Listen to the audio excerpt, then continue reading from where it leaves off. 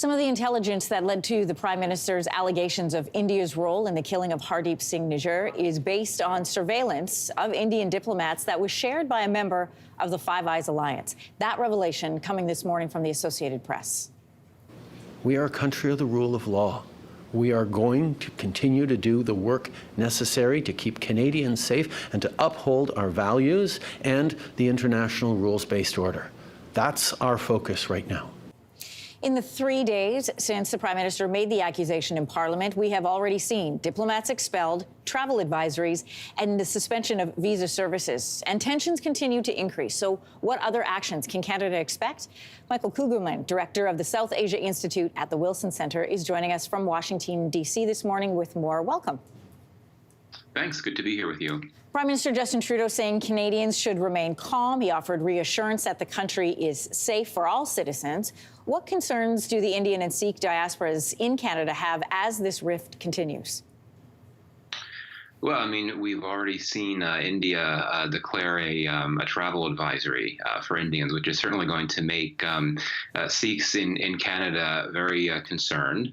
And I think more broadly, the fact that there are, I believe, about 200,000 Indian students in Canada, that they certainly are going to be concerned about this, just because, again, the broader picture here is that this is probably the worst crisis between India and Canada that has ever taken place. So the broader tensions at play are just clearly going to make not only the Sikh diaspora and the Indian diaspora in Canada uncomfortable, but also Indians that are in the country temporarily for school or whatever may be the case. They'll be caught up in this and very concerned as well. Yeah, a significant number of the international students that study at our universities and colleges we know are from India. 40% of Canada's international students are Indian. That amounts to nearly 320,000 students in this country. How could this dispute impact them?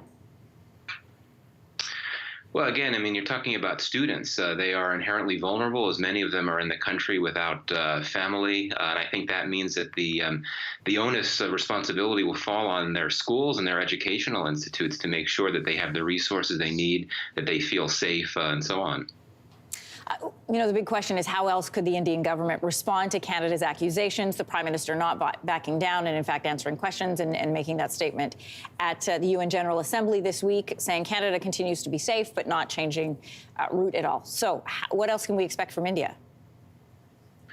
Well, I mean, one thing India could well do is decide to reduce security at Canadian diplomatic facilities in India. This happened about a decade ago when it had a really nasty diplomatic spat with the U.S. U.S. diplomatic facilities saw their security reduced. And on the business side, I mean, we could well see, I can't rule this out, India decide that Air India, which of course flies direct flights from Canada to India, that wouldn't want to use those direct flights anymore. India could also perhaps try to close down some key Canadian consulates in India, including the one in Chandigarh, which is in an area where there happen to be a large number of Sikhs in India, and historically where those that expressed the most pro-separatist sentiment have been based in the past. So hopefully it doesn't get to this point. But the longer this goes on, the longer this drags out, the more chances that India could escalate in that way. So hopefully it won't come to that. The Prime Minister, the Deputy Prime Minister, the Foreign Affairs Minister have all said they expect India to cooperate in this investigation. What options are on the table for Canada if India does not engage?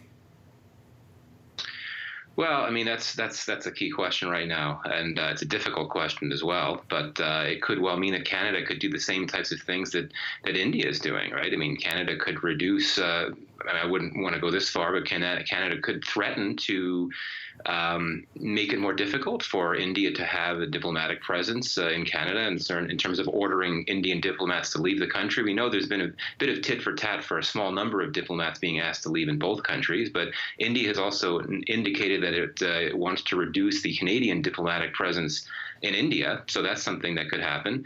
And I think on the business side, again, I mean, there's some leverage here. Canada is a top 20 investor, and India has a pretty significant trade relationship. We've already seen Canada back out of a pending trade deal. There could be more steps on the trade side to step things back on the Canadian side. Again, I hope it doesn't come to this. This is an important relationship for both capitals, and neither capital wants to see it collapse. But again, the more this crisis plays out, the more escalatory steps are taken, the harder it is to rein things in. Michael Kugelman, thanks for your input this morning. Thanks for having me. Hey, thanks for watching. If you liked this, be sure to subscribe here, or you can check out more Your Morning videos right here.